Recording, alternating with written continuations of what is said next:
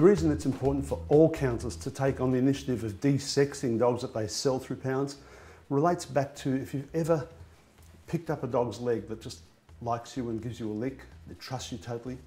On the other hand, you're holding a syringe that is a rather sinister liquid, plunge it into his vein, draw back, the red blood mixes black clouds inside this green, and it's heralding what's about to happen. You then push the plunger, and the dog stiffens because his survival instinct says something's wrong here. And suddenly they can't breathe anymore, they're gasping for air as they lie down. There's a few agonal gasps and the heart stops, and you've killed a healthy, innocent animal. If you think that's bad, that happens 6,000 times a week in our country. That's over 300,000 unwanted pets that we kill every year. Now, for any civilised country, that's not tolerable. That's why it was good when Blacktown Council voted unanimously to stop the sale of dogs and cats through its pound unless they're desexed. And I think every council has to embrace that law. Now, euthanasia is obviously one outcome for these animals. What are some of the other ways that they're being exploited if this mandatory desexing isn't implemented? The worst case is when puppy farmers go along to these places and they find a female that's in season or worse still pregnant. They then quickly buy her, take her home, and they put her into a rather unhealthy environment. They're overcrowded, and every season, every 6 months that they come into cycle, they are producing babies. Week in, week out, and it's just awful for them. It's a terrible life. Then when they're finished with them, they'll discard them. They won't even have them euthanized because they won't pay for that. They just discard them back to a pound. It's an awful life for them. Do you see this as a form of cruelty to these animals? Yes.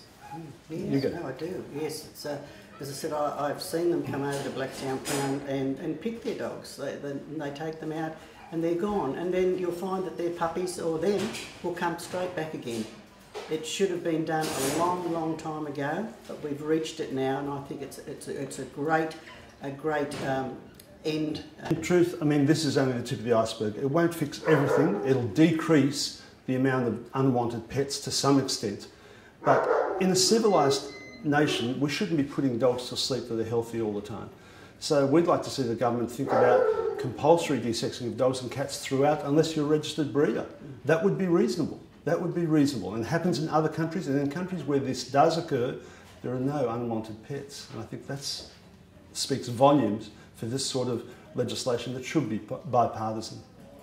Yes, I was in touch with a lady over there, Marriott Blackmore, who has done a terrible lot behind the scenes as well. She worked as a volunteer at the Blacktown Pound, and she's done so much. She got me started on this, and then I was with German Shepherd Rescue, and yes, I have seen there's certain people that they know who come in to pick these dogs. They know them, but there wasn't a thing they could do about it. Well, we'll be contacted by the pound, or we'll see them on their website. German Shepherd's been surrendered or has been abused and been left at the pound, then everybody that comes in to look at that dog, like the public, will put an expression of interest on it, followed by us as rescues. Unfortunately, the expression of interest by the public will come first before rescue.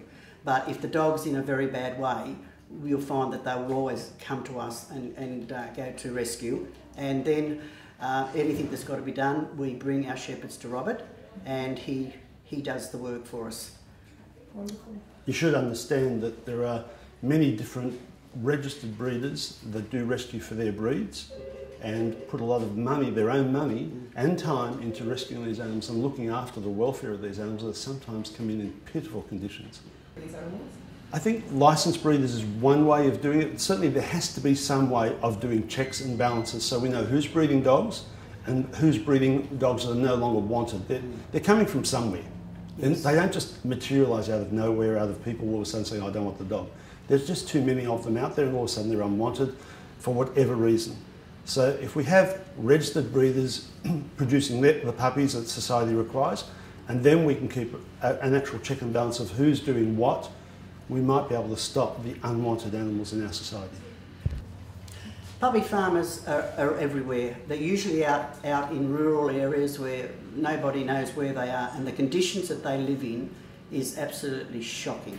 Dreadful condition. They don't see the light of day, they don't see grass, they don't see nothing. They're born there and they stay and they die there.